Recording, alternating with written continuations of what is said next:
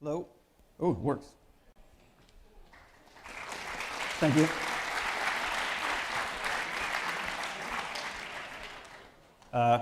Okay, first off, I'd like to thank you for coming.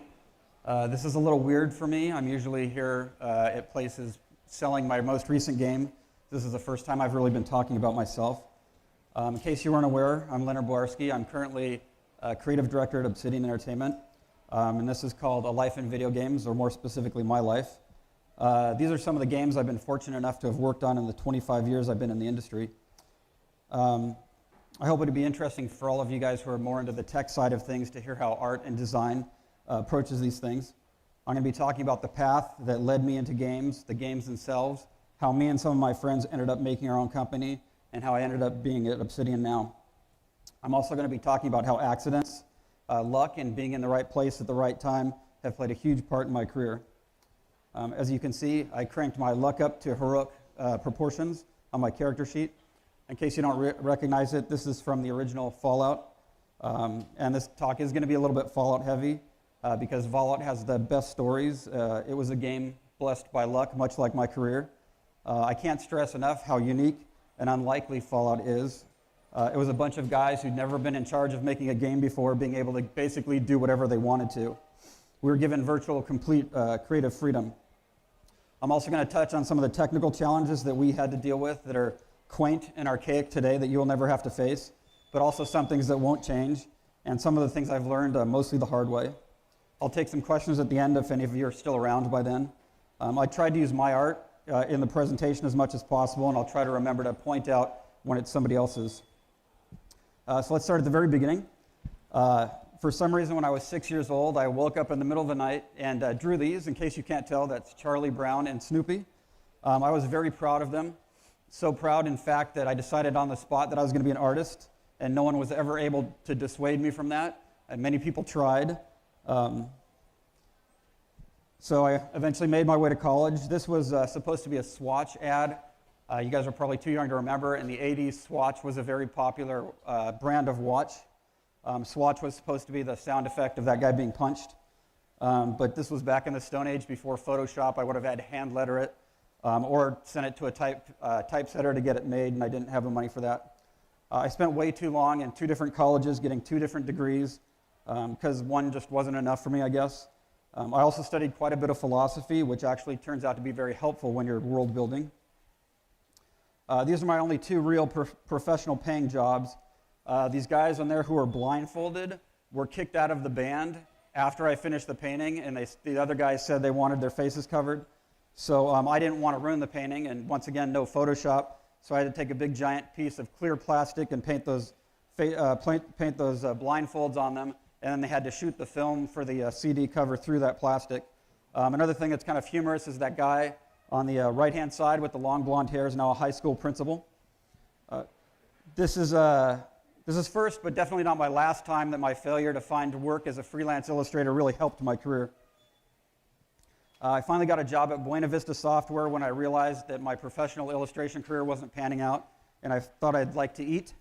I didn't know how to use a PC at the time, but fortunately the art director who was working there told me he could teach me how to use a computer in 3 days, but he didn't have time to teach me how to be an artist, which was very fortunate because just even a few years later, as we'll see, that wasn't enough. I was the only artist on a kids game starting out. It lasted about 2 months before it was canceled, but they liked me, so that led me to doing this, which is my first actual published video game work. It was eventually released by Maxis because they closed Buena Vista right around the time we finished this game. My job on this was cutting those clay stop-motion dinosaurs out of the backgrounds. It was just me and one other guy, the artist designer of the project. We were working in a room at his house. He would film these with just a standard video camera on the corner of a desk with blue plastic behind it for blue screening. And we had to palette these down to 256 colors. Because when you get video from a just normal video recorder with horrible blue screening, you have all this pixelization going on. And I like to call it the pixel crawl. And you also had this really bad blue bleed from the blue screen on these things. So I couldn't just lasso these areas in Photoshop and change the color on them. I had to go in and match them pixel by pixel. And when you see these things move, the pixels crawl all over the surface of it. So I got very intense and very obsessive about it. I made sure you couldn't tell. It looked all natural. And then I realized after I had done all these that the better I did, the less you could tell I had done anything. People were just like, oh, you cut them out of the background, so what? But luckily, that technique and that knowledge actually really helped me out. This game was about genetically engineering dinosaurs to fight each other or some scientist, I think. I never actually saw the game running. I ended up painting the end screens for Castles 2 after that. This was the losing screen, which ironically looked better from the winning screen, so that's why you're seeing that one and not the other one. This was my first published work for Interplay, which led to me being hired full-time on Stonekeep to cut out backgrounds. I couldn't get a job doing anything else because all I had in my portfolio was these characters I had cut out of backgrounds, so that's what they had me doing. The reason they were doing this instead of using 2D animation was because they had these really, for the time, awesome-looking backgrounds done by a guy named Rob Nessler, who's now an art director at Obsidian. And you couldn't make believable 3D-looking characters, human characters, in 3D at that time. So they filmed the actors against this horrible blue screen. And by actors, I mean producers and secretaries. And they really didn't know what they were doing. The first batch of them, they actually filmed in the parking lot in natural light, which if anybody you know anything about that, that was probably the worst idea, which was lucky for me because then they needed somebody to go in and touch up the pixel crawl and cut them out of the backgrounds. I also got to do little things like do the eyes on that skull down there and a lot of those little icons on the right-hand side. But it was a bit frustrating as, I really wanted to kind of stretch my artistic muscles. So I finally finished cutting all these characters out of the backgrounds, and I'm like, great. I finally get to do some real art. And they came to me, and they're like, well, we kind of had you do it wrong. You're going to have to start over and do all the characters over again. So at that time, I kind of lost it. I really couldn't take it. I guess this actually fits my psychological state at the mind, but I didn't realize it. So I went home at night after work, and I started a new portfolio, trying to get sample book covers going. This is my horror book sample. I did about 4 different kinds, all told. This is my daughter. Her name's Corey Ray. She's 4 years old, and this was how she would look at us when she was in trouble. I can't believe it from looking at this, but she was much more malevolent looking than that at the time. This actually went nowhere. This was the second time not being able to find illustration work helped my career. Because Interplay had bought these. These are Indigo 2 machines. They're SGIs, Silicon Graphics machines. And they were running Power Animator, which was a precursor to Maya. Because Maya had to run on Unix machines. It couldn't run on PCs. They paid $24,000 for each of these machines in 1992 money, and $36,000 to have a Power Animator on each of them. But they forgot one very important thing. They forgot to find out how much people who knew how to use this software made. And the answer is it was way more than anybody was paying artists in the game industry at the time. So these were just sitting in an office, and I'm really frustrated, so I'd go in after work, and I'd teach myself how to do 3D art, which was no mean feat because I had no understanding of what 3D art was all about. I had no internet, obviously. So it was just me by myself all night long in a room with a manual. I'd work 8 hours all day, then spend another 4 to 6 hours at night teaching myself how to do 3D art. And then this is the first 3D art I ever did, the little guy, not the backgrounds. He's very mushy and organic, which is exactly what you don't want to do the first time you're doing 3D art. It's much easier to make solid, hard-edged objects. I did everything with him because he's kind of a proof of concept that I could do it. I designed him, I modeled him, I textured and animated him. I was really flying by the seat of my pants. I had no idea what I was doing, and to get this to work in the first place, I actually had to go in and do a lot of touch-up by hand. But as we all know by now, I was really good at pixel art. I did about 3 or 4 characters and a lot of 3D props. The characters and objects were all sprites. For those of you who don't know what that is, sprites are 2D flat pictures. They look like they're 3-dimensional because we rendered them in a 3D program. But they're just as flat as if we had drawn them by hand. So what we would have to do is we'd render every rotation and every frame of action, and then the engine would just play them in sequence. There was no actual animating or calculating of 3D space or collision or anything like that going on. And the character I just showed you, each of his tentacles was actually considered a different creature by the engine. You had to kill each one of them before you could kill him. So what it would do is I would render out the basic body, and then I would render out all the tentacles separately and place them on top of him. At the end of Stonekeep, I was promoted to lead artist, which I found out when I saw the credits for the game. No one bothered to tell me. But that led me to working with Tim Kaine. Another lucky thing that happened, that I forgot to mention, was that the art director who I was working with on Stonekeep was a fantastic art director. He probably would have been the lead on Tim's game, except for he quit and that left me the last guy standing pretty much.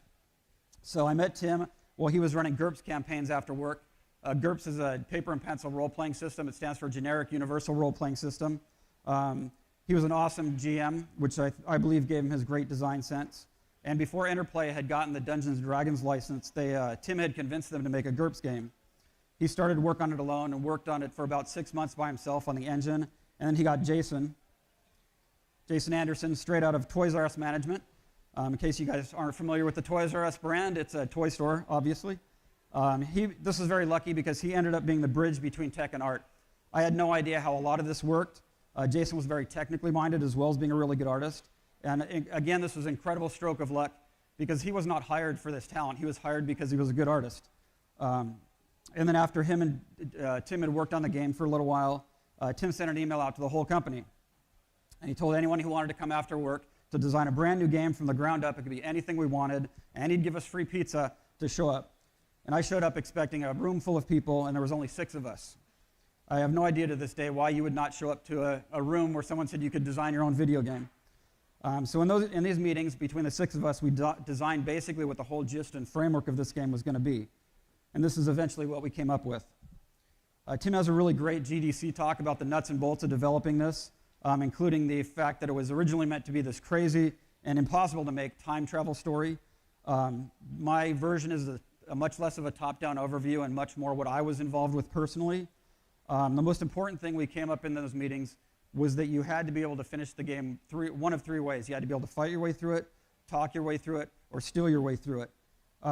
We were also committed to letting the player play how they wanted. That was very important to us. We wanted the players' choices that they made to really matter. And this is an approach to the games that all the games that me, Tim, and Jason ended up making together. We wanted a truly branching narrative. A branching narrative doesn't only mean multiple endings. It means multiple paths and multiple drama points along the way. So you're not only making one perfectly crafted story, you're making a hopefully perfectly crafted story with all these different branches and all these different things that can happen in it, and each of them needs to theoretically be as significant as any other path you took. This is something that you don't have to do in any other kind of storytelling. And unlike some of the other tech challenges I've been talking about and will be talking about, this is not going to change until computers have true AI and have enslaved us and made us their slaves. I was assigned to the game as a lead at the time. It was just me and Jason. But I decided since I had been promoted to lead artist without being told, I would just promote myself to art director, which no one ever said I couldn't. Jason and I were really big on the fact that we didn't want it to be a fantasy game because it seemed to us that every RPG was a fantasy game. And we were really big into the Road Warrior, or as the rest of the world knew it, Mad Max 2 at the time. So we convinced everyone to make it a post-apocalyptic game. And Brian Fargo, who was Interplay's owner, really wanted to make it Wasteland 2 after he found out we were doing a post-apocalyptic game.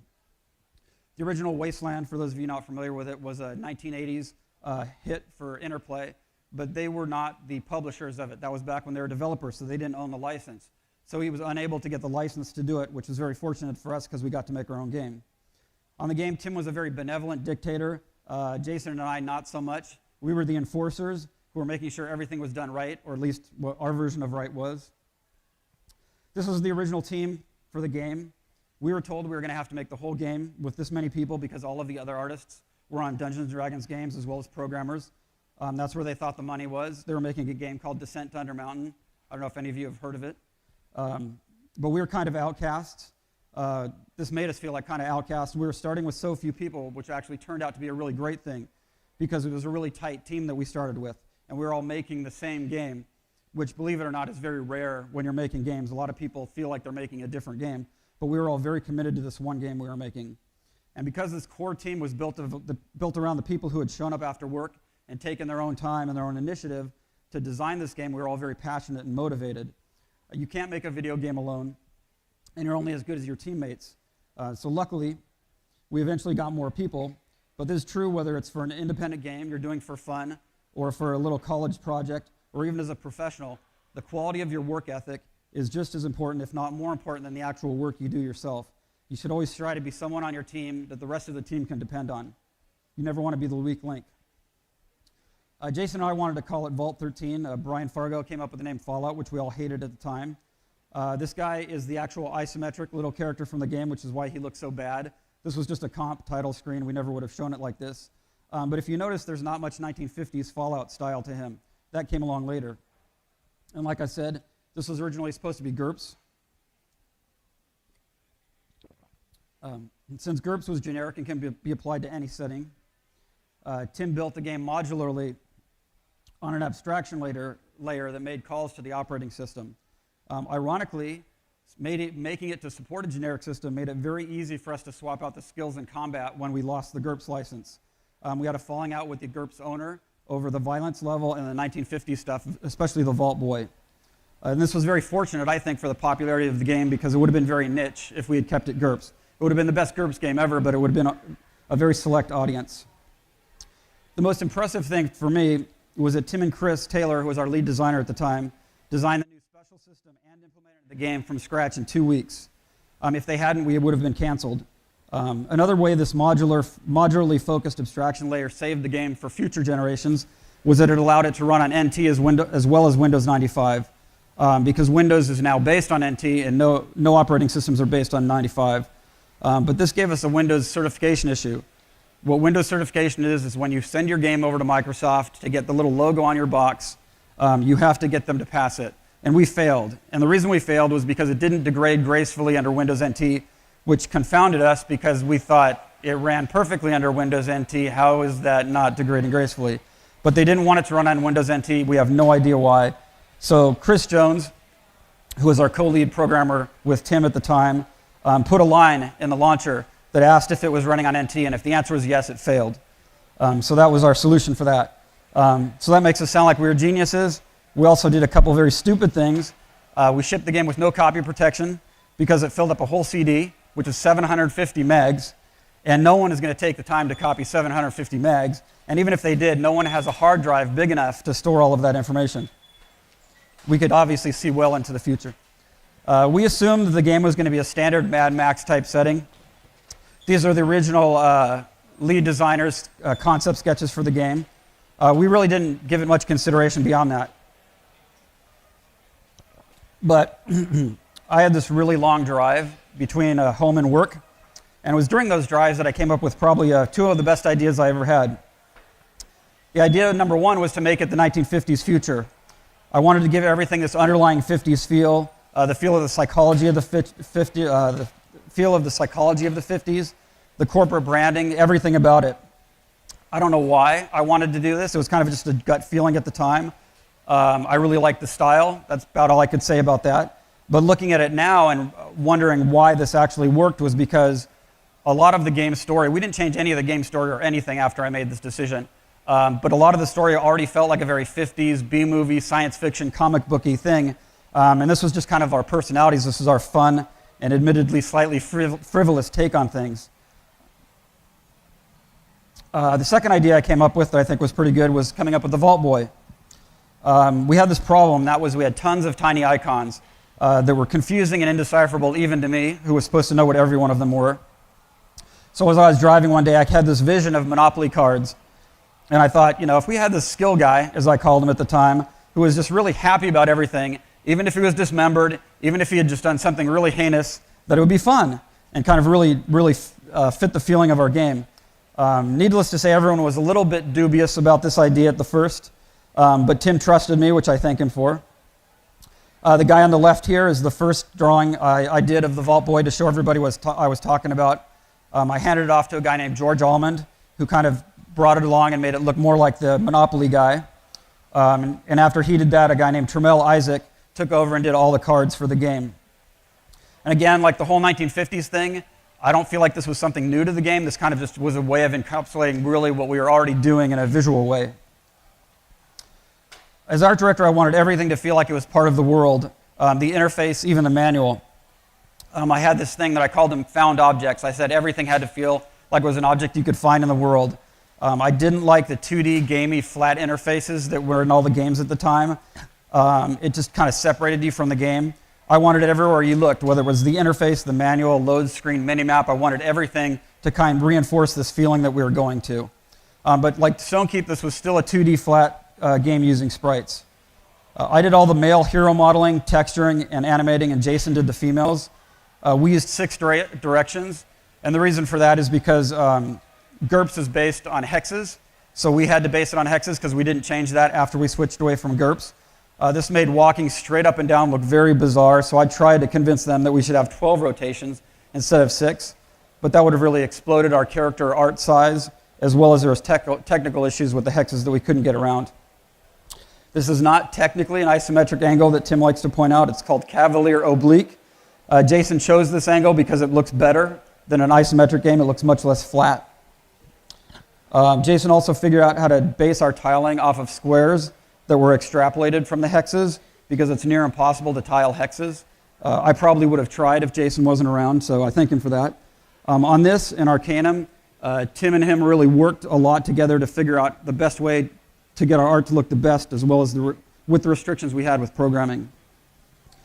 This was 256 colors, and we had one row of colors reserved for color cycling. If you don't know what that is, it's a bunch of colors in a row, and you put down the first pixel in the screen, and then the game will just cycle through those colors in that one pixel space, and it makes it look like it's animating. It's very good for things like effects and fire.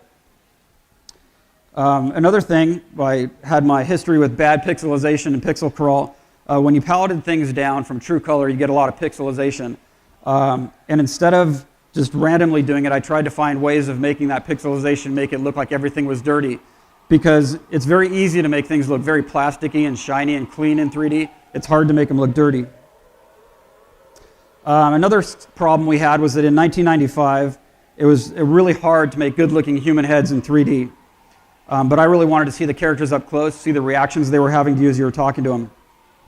So we had a guy at work named Scott Rodenheiser who was making sculptures for the Dungeons & Dragons games that they would hand digitize. And I thought that might be a good idea for using for the heads. These were all sculpted by Scott, except for the Overseer. Just because I wanted to do one from the beginning to end, so I actually sculpted that head in clay or in Sculpey and did the texture mapping on it and the animating and the lighting. Most of the other characters I just did texture mapping and lighting on. And then right around the time the art was just about finished, we discovered something very disconcerting, and that the game was mostly empty.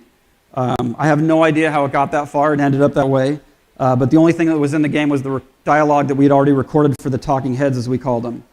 And a lot of that didn't even make sense. I want to stress that the writing of it was all really good. It wasn't the problem with the writing. It's the way the dialogues were structured and how the players' lines were responding to it that made it confusing. As with everything else, like branching narrative or with branching narrative, it's kind of an art unto itself. You don't do a lot of this in any other type of writing, so it was not something that came naturally to a lot of people. We obviously didn't think this was luck at the time, but it changed the trajectory of my career for sure. So me and Jason got to work and we rewrote most of the player lines. Number one, we wanted to get the right feel for the player, but we also wanted to untangle what was going on in these conversations, and we had to untangle a lot of the rest of what was actually in the game. One of the main things we wanted to do in your talk solution was that from the very beginning, we wanted you to be able to talk the master into killing himself. But when I got the dialogue, it really didn't make a lot of sense, the lines you had to pick to convince him to do that. So I used our new player lines and I restructured the dialogue so that it made sense, so you had some kind of logic to the choices you were making. Another very interesting thing, if you ever go back and play Fallout 1, that you'll notice, is next to every character, just about every character that has a talking head and recorded dialogue, there's another character standing very close to them that does not have recorded dialogue who will tell you the real information that you're supposed to know, because that was another thing that was lacking from the recorded dialogue, was the actual information they were supposed to be giving you in a lot of cases. Just like the Vault Boy or the 1950s stuff, we didn't see this as us changing what was in the game or what the game should be. This was to us just realizing what we had pitched or what we had decided on in those early meetings. Jason and I also wrote a bunch of holotapes and side quests, and we fleshed out quests that had been designed but never were implemented. As you can see, we were dedicated to comically over-the-top violence. I think that guy on fire is a good example of color cycling. But what we had to do with these guys, I had to prove that it could be done. So for instance, that guy melting, none of that is procedural. I just took every part of his body and hand animated it melting. And then I would copy that to all the other characters. And again, the characters were just 2D flat sprites. The engine had no idea of 3D space. So I wanted Gizmo, the fat guy in the bottom corner, to sit at a desk. So that's the whole object. That is the characters, him and his desk. I believe he only had one death because of that. I had to hand blow out his chest and I'll put all that stuff in there. From the beginning, we all had a very unique and twisted sense of humor about the whole thing. But this was just a reflection of the personalities of the people on the team. And really, we just tried to make each other laugh constantly. Tim and I used to quote The Simpsons all the time, which really irritated Jason. So of course in here you can't see it, but the brand of the television is Radiation King, which is the television that Homer Simpson used to watch when he was a little kid. And I put that in there simply because I knew when Tim watched this for the first time he would laugh and Jason would be irritated. I also got a bug from QA that the television wasn't plugged in, as if I could have forgotten to plug it in as I was meticulously modeling this plug and the symbolism of it not being plugged in that you can't even see there. I'm very obsessive about things that no one ever notices. But out of everything, I think two of my most favorite things about the game are the intro and the ending that Jason and I did, because it really gave you the mood and the tone for what the game was. Something else that never changes, I'm not going to make a war joke here. I swear I didn't write it that way, it came out that way. It's something that doesn't change is you have to design around constraints. And contrary to what you would think, constraints are really good and not having constraints is bad. Without constraints, you can end up taking 6 years to make an action RPG, for instance. I don't know who would have done that. So with our constraints with this was that we wanted to show people, but showing people up close, like I've said, was very difficult. So we decided, hey, we'll put it on a television set and we'll pull the camera back while it's animating. And another decision I make was, okay, we wanted to show these guys fighting in a battle scene, so we'll film it like a documentary camera where the cameraman's way far away from the action. Originally, this was just supposed to be a battle. I don't know, are you guys familiar with this scene at all? I guess not. So what happens is, it says a patriotic thing about our boys keeping the peace in Canada, and then this guy goes over and shoots that guy in the back of the head, and then they wave at the camera. So this was a good example of our dark humor, the way these things came about was I started to work on this scene, and I'm like, okay, how do I make a battle scene? How do I make a battle scene interesting? So I wanted to add a story to it, so this is just what kind of came out of that. We were constantly trying to push the envelope, and we had the attitude of, no one would ever do this, so we definitely should. It was almost like a dare where we were pushing each other as far as we could to see what we could get away with. We figured out, spoiler alert for those of you who haven't played it, you were the vault dweller and you save the vault, and at the end they kick you out of the vault because you'd be a bad influence because you're this heroic figure, and plus you've been tainted because the vault is very xenophobic. They don't like people from the outside. But this came to us fairly late in the game. We had already designed a lot of the game. We'd already made a lot of the game. When I started to make this, the outro as we called it, I'm like, how am I going to make a celebration scene? You were supposed to come back to a hero's welcome. I believe balloons were discussed at a certain point in time. It just didn't feel like it would be very dramatic or fun, but it also didn't make sense once we really thought about what was going on. There was no way that those people were letting you back inside that vault. And once again, Tim trusted us because he looked very scared when we told him that you were being kicked out of the vault at the end. So thank you, Tim. But bookending the game with the intro, and then this, I really feel it started the game with a certain mood and then left you with a certain mood. I feel this is a very Mad Max 2 Road Warrior kind of influence, because if you're familiar with Mad Max 2, it's kind of like told as a legend from the future. So at the end of the movie, when you find out what was really going on, it kind of changes how you felt about the whole movie. And for me, I felt like this did the same thing for the game. You played this whole game, you're used to video games, you come back, you win the game, you're a hero, you're kicked out, you walk away into the sunset alone and dejected, and I felt that that kind of retroactively colored everything that you had experienced about the game. This was meant to be an Easter egg. You can't really see it up there. It says number 2, because that was me being witty. This is a scene from our original design for Fallout 2. This was a renegade Brotherhood of Steel soldier coming upon you while you were being attacked by these creatures called lobotomites. However, the story was rejected. So this became a very obscure Easter egg because lobotomites didn't even make it into Fallout 2. I really never thought about it until I was putting this together, but players, I'm sure, were just like, what is this supposed to be? Because there was no reference to it. But like I said, lobotomites didn't make it in, but I was very happy when I played the New Vegas DLC Old World Blues, and there were my lobotomites. After the story was rejected, me, Tim, and Jason kind of hunkered down, and we came up with the new story for Fallout 2 in a day. And the next day, we ran into work, and we said, we have this great idea. We have to put this ad for the Garden of Eden creation kit inside the manual, which was the MacGuffin, or what the whole story of Fallout 2 was about. Trammell did the art on this, and Chris Taylor did the writing. This was literally the last minute before it went to the publishers, so I think it had to go to the publishers that night. We also designed, me, Tim, and Jason, a lot of the additions and changes to the game for Fallout 2, such as how followers were going to work, because in Fallout 1 they were very hacked in, they were just scripted, they weren't coded at all. The other thing we came up with that I thought was really neat was that the vaults were experiments. That was never the intent in Fallout 1, but the vaults were all these experiments that the government was doing on people to kind of test for long-range space travel. And then this was the cover that I wanted to make I wanted to put onto Fallout 2. They used it for a loading screen, I believe. A guy named Gary Plattner did the background for it. But this is what I like to call our slide into marketing hell. For some bizarre reason, marketing came to us and they wanted us to put non-skippable ads on the game, on the CD, which would have meant that every time you started the game, you had to watch all of these ads. You could not skip them. Tim argued with them for a long time. They wouldn't budge. So Tim changed our JPEG compression so that it always looked like our game was too big to fit on the CD until the very last minute, and he changed our JPEG compression back, and we shipped it. Sorry, we didn't have room for the ads. Another thing they wanted to do was put in this tutorial at the beginning called the Temple of Trials, which was also unskippable. I have no idea what their fascination with unskippable content was, but we really didn't want to do that. We thought that this was, you're going to hopefully play this game several times, and it's a tedious slog through this thing. For us, it was just this holy temple where you went to get your blessed vault suit at the beginning of the game. So this kind of really hit home that there was just way too much focus on us now. A lot of Fallout 1, we were kind of just ignored in a corner, doing whatever we wanted to do, which was great. All of a sudden, they were paying attention to us. We didn't like that. We really realized that Fallout had been such a great experience that we didn't want it to go bad for us. We wanted to remember it as this great experience. And the other thing was that Interplay had this fantastic culture. From the very beginning when we started there, it was a great place to work, and that was kind of slipping away. So Jason, Tim, and I decided to leave and form our own company called Troika Games.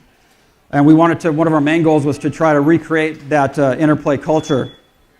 One of the things we did not realize, though, was that as owners of a company, you do not get to partake in that culture.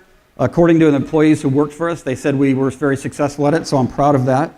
I would have liked to have experienced it myself. It took us about 5 months to land our first contract. We didn't find out till later this was extremely quick, especially for a brand new studio who hadn't really done anything before. A guy named Scott Lynch, who eventually went to work at Valve, was running Sierra at the time, and he personally signed us. He had a tremendous amount of faith in us, which leads us to Arcanum. This was designed during the 5 months we were looking for a contract. We really wanted to explore what would happen if an industrial revolution came to a fantasy world with the prejudices, class issues, everything else that happened in our world with an industrial revolution. A lot of fantasy worlds to us felt like they were stuck in the 14th century. We did not understand why that had to be that way. They also felt kind of shallow. Characters in those worlds were kind of based on what they did. They didn't feel like real human beings to us. And we wanted to really explore what would happen to a world if you had magic and technology clashing. What would the political realities would be of that? How would people, or the people in the world, act like real people, even if they did happen to be elves and dwarves? I personally did all the portraits in the game, but when you do all the portraits, about half the animations, character modeling, and texturing, and write a good portion of the game, a couple bad ones might slip in. So these are some of the ones I actually like. I used my friends, co-workers, and Civil War photos as reference for these. Tim and Chris Jones, who came over with us, made awesome tools for us. Tim is a programmer who thinks like a designer, which is the best thing you can have on a team. Chad Moore was the other main writer on the game with me, and Tim knew that we had never scripted anything in our game. This is a picture of our scripting system that Tim built for us. It was all with drop-down menus. We didn't have to type anything. It was impossible to make syntax errors. It was really easy to use. It literally allowed me and Chad to script the whole game, even though we had never done anything like that before. He gave us so many options and so much freedom to do whatever we want with this, we totally made him regret it. And if any of you becomes a game programmer, or I guess a programmer of any kind, The best advice I could give you is that if a designer or an artist comes to you and tells you what they want to do, they're probably going to tell you how they think it should be done. And what you should do is find out what they want to do and why they want to do it and give them better solutions. Because a lot of times what artists and designers think is really hard is easy and vice versa. I can't count the number of times that I went to Tim with an idea and he gave me back a better version of it that I could do way more with, and it was easier for him to code. I think that's the overall theme of Arcanum, actually. From a development standpoint, it's really important to have great tools. Having these tools was what allowed us to make this game with so few people compared to Fallout.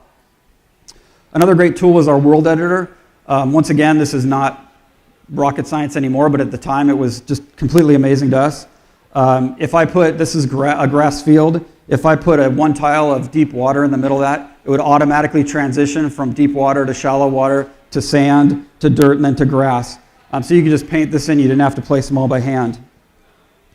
In Fallout, it was really difficult to do these things, like building buildings was a time-consuming process. We had one guy who was committed to doing it the whole game. That was his job. Tim always liked to joke we replaced him with a button. What you had to do is go top down and just drag out a rectangle and you had a house. If you dragged out another rectangle intersecting it, it would automatically just drop the intersecting walls and you could just start dropping down interior walls, do whatever you want. It was really easy. Once again, me and Chad and Jason and a couple other people made all of the maps for the game. It really was that easy. When you put down walls, they'd automatically have doors and windows in them that you could cycle through or delete them or add. Really easy tool to use. The problem with that is, and this is true in Fallout 2, but when Arcanum came out, it was already looking very dated because it makes everything look very square and flat. And you have very limited lighting options. Everything looks like it's laid out on a grid and it's very obvious. We revised this process for Temple of Elemental Evil, where we switched to fully rendered backgrounds, but that really cost us the ability to move quickly. This system, as well as the fact that most of it was text-based, not dialogue, recorded dialogue-based, allowed us to move really quickly and implement any crazy idea we came up with. We paid a lot of attention to not only the main story arc, but silly little side quests we put in.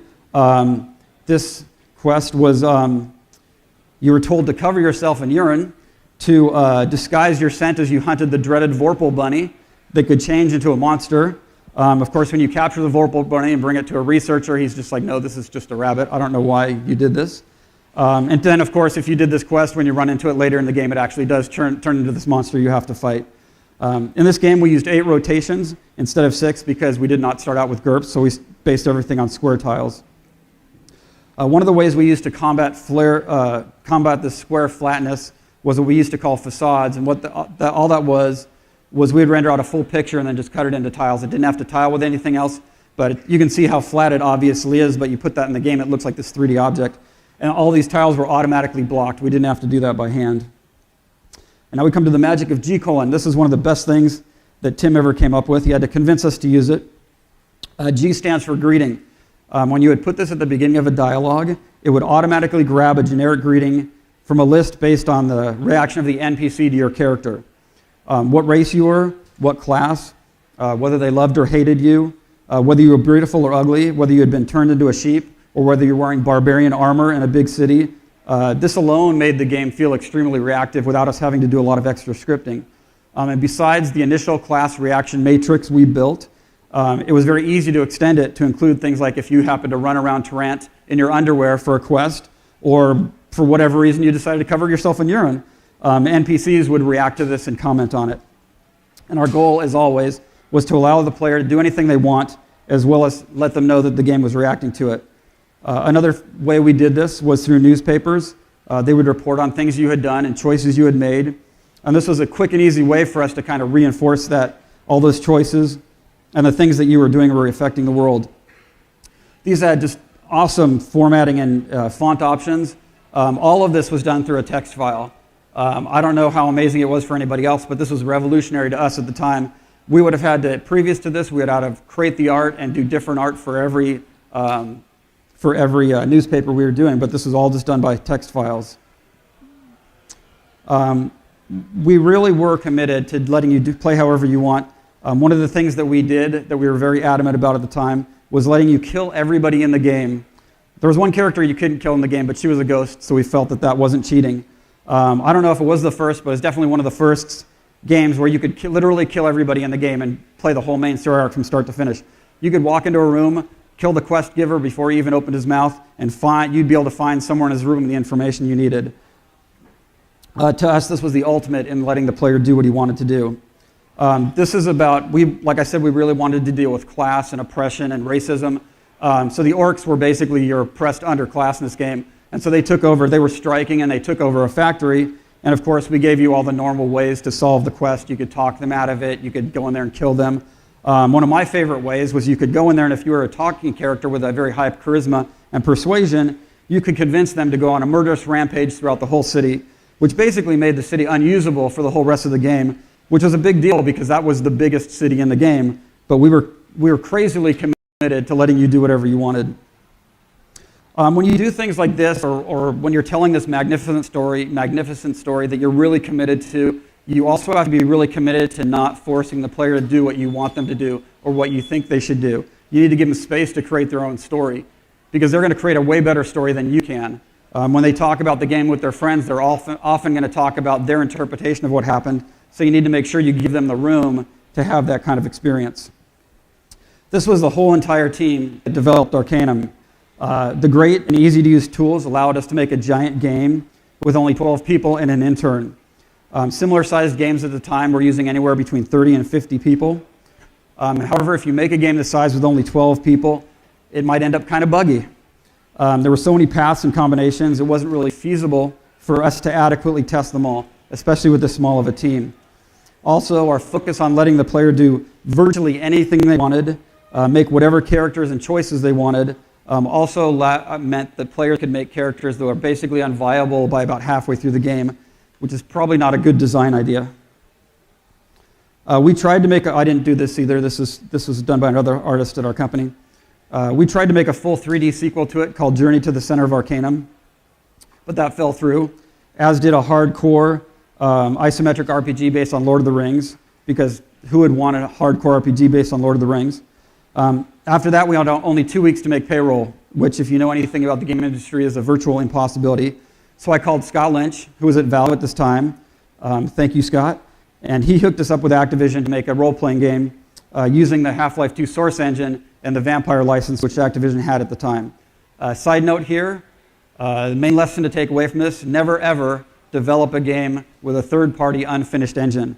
We knew that at the time, but we had no choice. Like I said, we had 2 weeks. So we were able to make payroll, never missed a payroll. The reason I have this up here is during this time, I negotiated the contract for Temple. That was pretty much all I did on that. That was the fun of being a CEO of your own company. It wasn't something we fought over. It was something we fought not to be, and I drew the short straw, so I had to do things like negotiate contracts.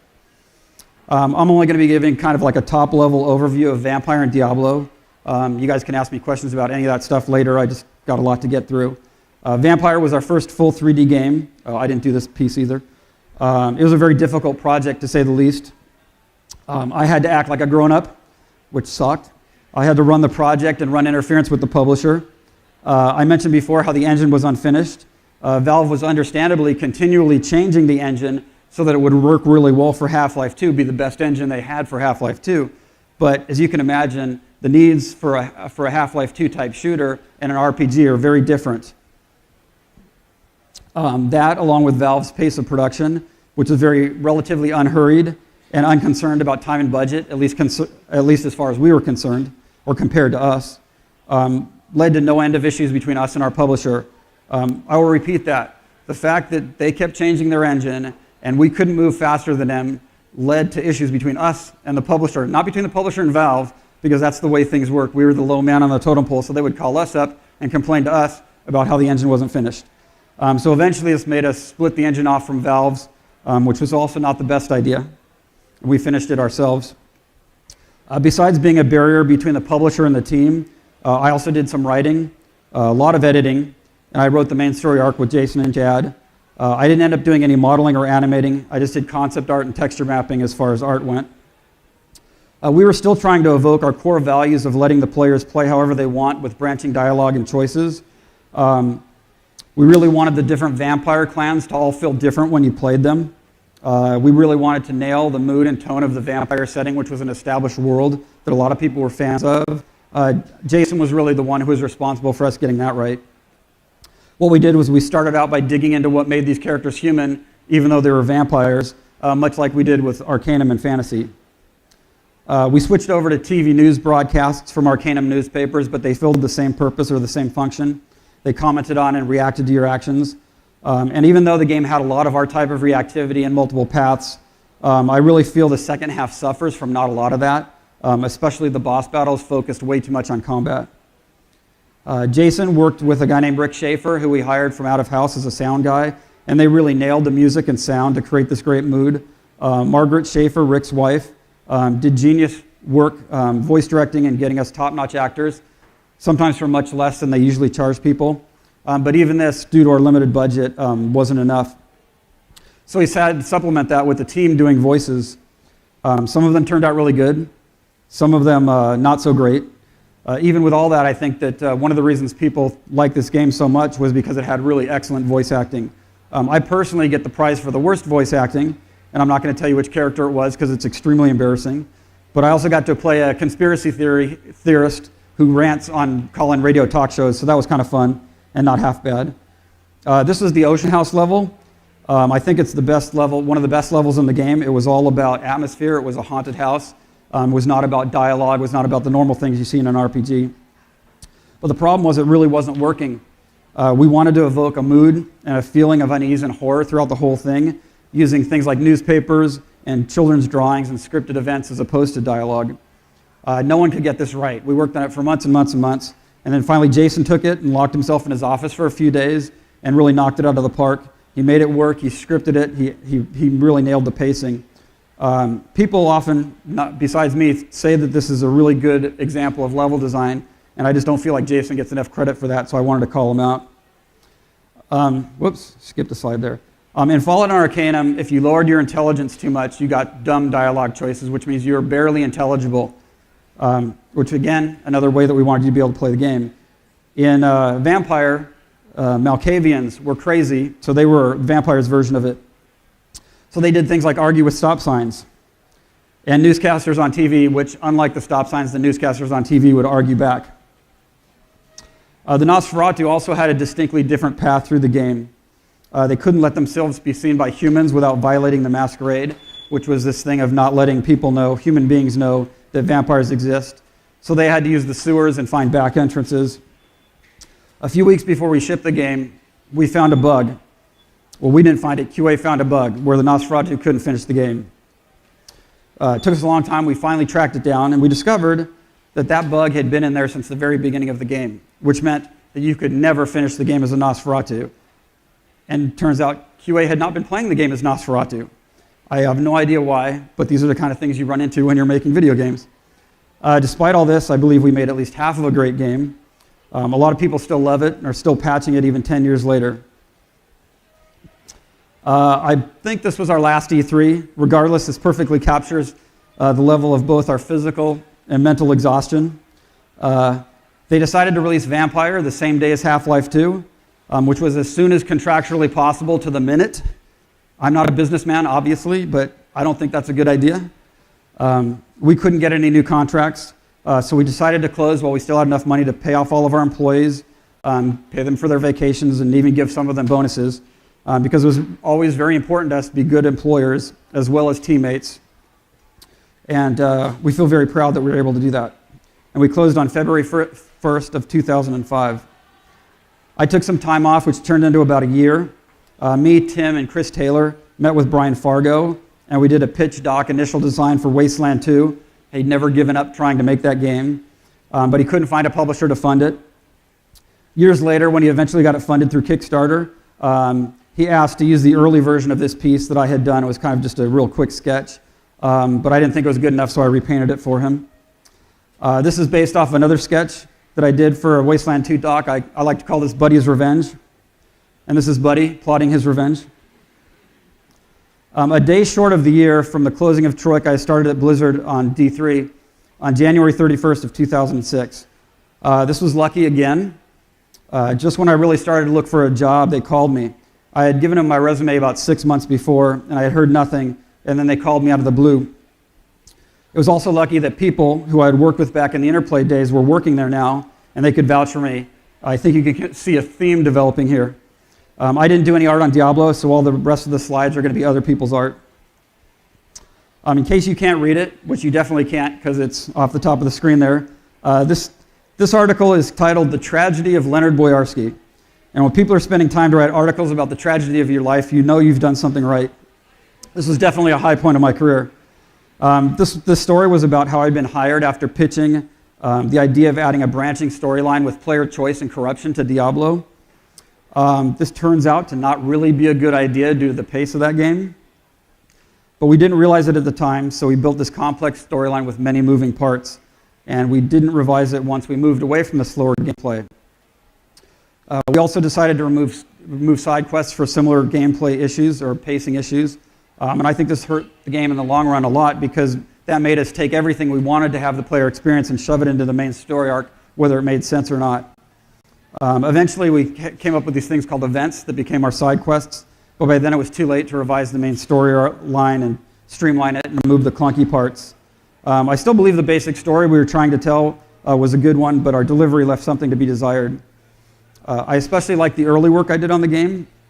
I created the character of Abdel Hazir for the announcement website, including his personality and his unreliable and arrogant lore entries. I also had a lot of fun writing Leorg's journal about his descent into madness that you had heard about before but you had never experienced. I also got to do a lot to expand the Diablo universe.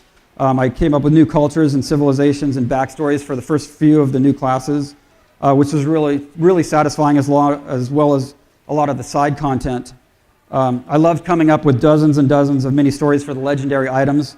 That was a really creative part. Reaper was better because we knew what the game was and we streamlined the storytelling. I really pushed for follower quests because I wanted to dig deeper into who your followers were. So we adapted our event system to handle them.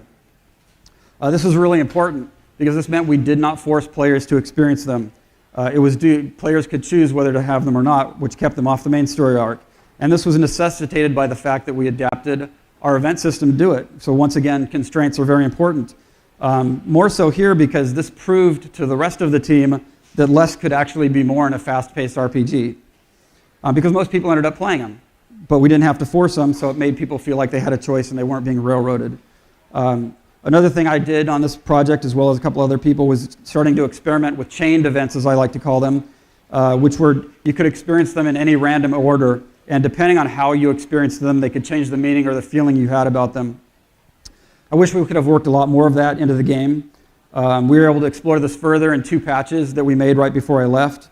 I felt we really finally distilled a way to combine effective nonlinear storytelling with the fast-paced gameplay. I think my favorite Diablo thing, though, was a very small thing, and that was the naming and writing the flavor text for the Legacy of Raycor set. If you recall, my daughter's name was Corey Ray. I think you can see where I'm going with this. She was getting married, and both her and her fiancé were very big Diablo players. I mean, I thought, what better present, or what better unique present, that something that they couldn't get from anybody else than to design their own legendary set of armor. The flavor text for this set of armor told the tale of the undying love affair between the very first female barbarian war master, named Raycor, and a warrior that she rescues from certain death who is named after her fiancé. But I really missed branching story and character choice, so I decided to leave Blizzard after 10 years and work at Obsidian to make in-depth RPGs again. As an Obsidian creative director, I really get to merge art and story again, which I really missed. It's something I feel I do best when I'm working on both sides of that. And it's like coming home in a lot of ways. There's a lot of people there who are both from Interplay and Troika. But most importantly, I'm working with Tim to create another brand new IP, something we haven't done together since 2001. If I had to sum all this up as advice to you, I would tell you to crank your luck up to heroic levels. But barring that, I would say, more importantly, and this is true in any industry and life in general, always strive to do your job the best you can and be good to the people you work with, especially the people who work for you. Chris Jones is an Obsidian owner now. He was an employee of ours at Troika, and he was very instrumental in me coming over to Obsidian. And so I just want to say thank God I was very nice to him, and thank you all for listening to me drone on for so long.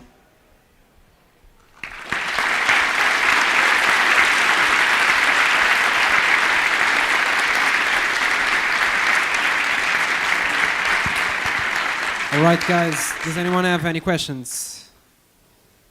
Anyone in the audience? Should we leave this up during questions?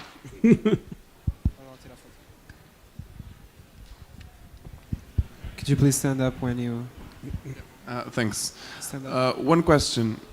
Oh, okay. Yeah. Sorry. Working creatively as an artist, how do you find is the best way to communicate or learn more from the programming side or the more technical side and incorporate both those things into a Well, complete work? if you work in computer games especially, you can't avoid it because you have to kind of figure out how these things are going in the game and know your tools as well as how the programmers are going to implement things.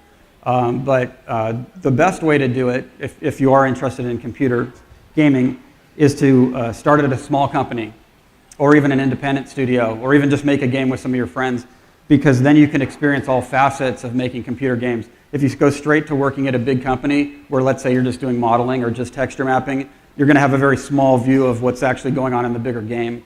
So yeah, that's probably the best way to go about it. Okay, thanks. Anyone else? Right there in the front.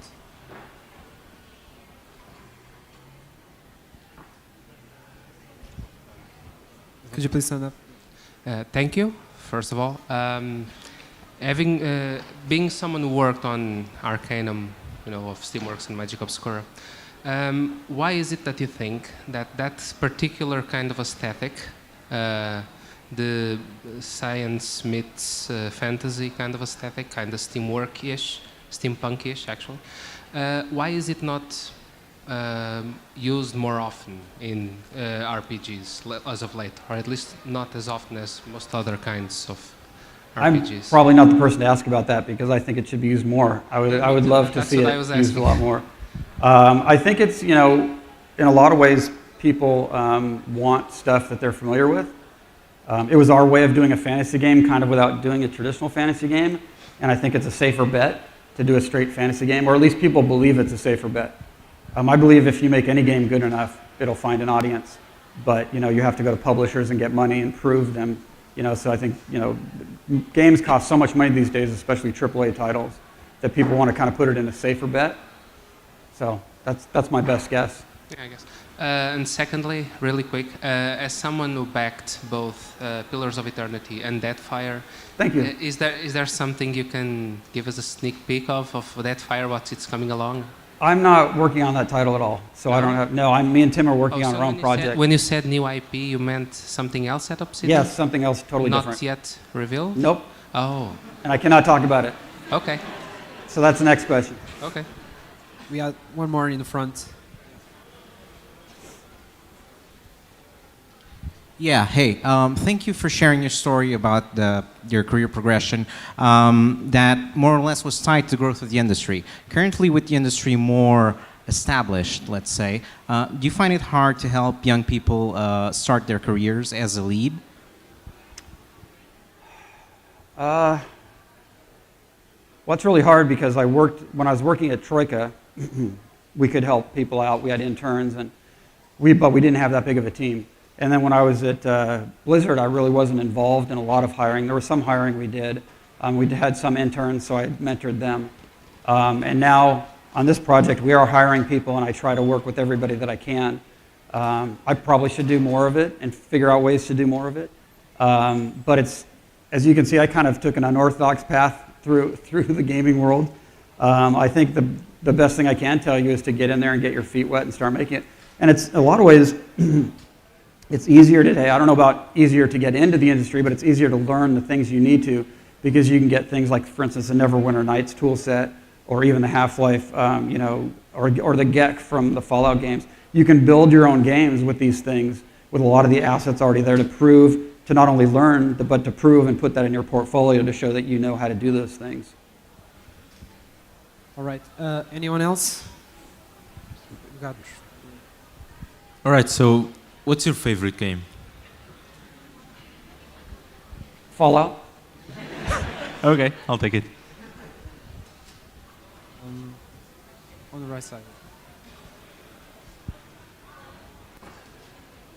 Good afternoon. I'd like to ask that working at Obsidian Entertainment, have you also worked with the Paradox Interactive? I'm sorry? Have you worked with the Paradox Interactive, the publisher? Oh, no, I haven't worked with Paradox at all. That's the Tyranny team, right? That's what you're talking about? Yes. No, I haven't worked with them at all. Thank you. We've got time for 2 more questions. Excuse me. I really like the presentation. I'm a Thank you. big fan of your work. I have a question about the first Fallout game. Sure. I had from the presentation that you gave me an idea that it was a fun game for you. Yes. It was something that you wanted to do and you had a vision, and it was kind of just a few guys making something they liked. Did you expect it to be as successful as it was? Or did you just do it for the experience of making a game that you loved? Both. We loved it, and we were young, and we were headstrong and kind of arrogant. So we thought, we think this is the best thing ever, so everybody else will. It turns out not everybody else did. It sold well, but it wasn't a huge hit by any stretch of the imagination. It didn't become really big until Bethesda took it over. But what did happen was a lot of the people who got into the industry and who got into the press especially really liked it. So it was weird. It's like there would be certain days where we're just like, we're making this game for ourselves. We're going to sell it to 5 people, and we will have had a good time. And there were other days where we're like, this is going to change the world. So. Well, it certainly did. Thank you. Oh, thank you. Last question. The remaining questions, we have time. You can answer them in the showcase area afterwards. Okay. Thank you. Hi. First of all, thank you for making Fallout 1. It's really a favorite of mine. Thank My you. question is, because you worked on RPGs with branching stories and all of that, and technology wasn't as advanced as it is today, what do you feel that has evolved in that way, because you're working on branching stories, has evolved, and what's the things that you feel like it hasn't evolved, it's still hard to work around? So I wanted to know a bit about what's changed, what's easier these days, what's still stuck in the past along that way. Well, one of the reasons, besides the fact that not everybody, but a lot of people who work at Obsidian are people I've worked with before, one of the reasons I went there is because I feel like they're the only people who are really truly making the kind of RPGs that I like. And by that I mean we are really committed to you making your own character, and it's kind of like I talked about in the talk. As you're going through this game, we don't want to say, well, the player has to do this. You can do all this other stuff, but you have to do this. Our goal is always to make it so the player doesn't have to do anything. And of course, most players will, but we want players to be able to find other ways. And there's a lot of RPGs who do that, but I still feel that, especially with all the money that's in them, and the voice acting, and the cutscenes, with all that stuff, I think they've put other people have put more energy into figuring out ways to try to make you want to do what they want you to do, which is, our approach is a little bit more risky, I guess. As far as the tools, I think Obsidian, and this isn't just because I work there, I have only worked there for 8 months or so, almost a year. And their dialogue tool is fantastic. It's the best dialogue tool I've worked with. On Arcanum, we used Excel spreadsheets, which was actually really good. I mean, Tim made it so we could change the Excel spreadsheets and not even restart the game, and the conversations would change, which once again was amazing to us at the time. But yeah, they have this flowchart system that you can see your whole conversation. It's really great. Like I said, I don't think you can do a whole lot. You can make the tool, you can make it easier to implement, maybe easier to test, but there's really not a lot you can do except to make it easier to create the content, because until we have AI, the computers can't react like a human being can. Does that answer your question? I'm sorry. Thank you so much for your time. As I said before, if there are any questions left, I'm sure Leonard will love to talk to you in the showcase area. Thank you so much for your presentation. I hope you've enjoyed it as much as we did, and I think it really deserves a big round of applause.